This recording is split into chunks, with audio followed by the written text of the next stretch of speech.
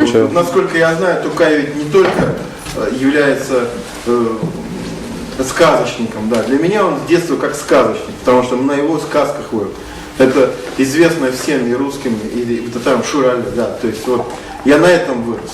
Я вырос на вот этих, вот на картинках вот этих, вот, на этих Суанаса, да, вот это вот все на этом.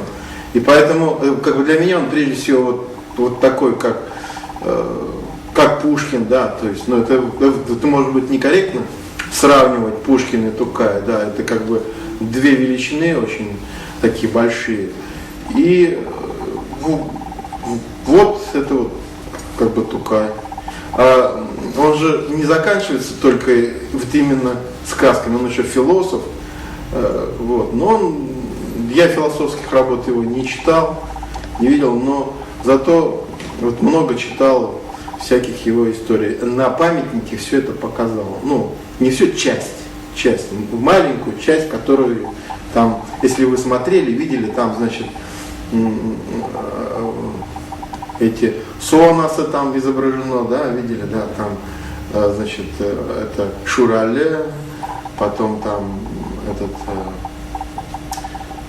Насам Казавляндарян, да, то есть вот эти все. Потом Куян Мохтанчер, да, то есть вот. Куян Мохтанчер, это же даже, по-моему, есть и у русских сказках. Мне кажется, они переработали, наверное, да. Кто в первый, я не знаю, там. Кто в первый, там Тукай или кто там, да, то есть.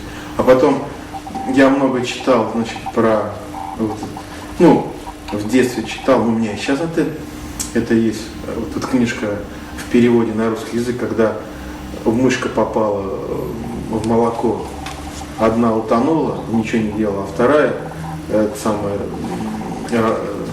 вот лапами работала, в масло превратилась, у нее, значит, ну помните, да, то есть в масло превратила, значит, как часть молока, наступила и выбралась, как бы труд тоже, да, то есть это тоже есть уже такие мультики, по-моему, насколько я знаю, да, тоже, а о Тукае не говорится. На самом деле для меня это первое я услышал от Тукая, скажем так. И вот в связи с этим, конечно же, у нас два автора, я сейчас говорю, вот как бы два автора, Ян Яныч Нейман, вот, и я, значит, я настаивал на то, чтобы там вот именно были сюжеты, как бы сюжеты, сказочные сюжеты.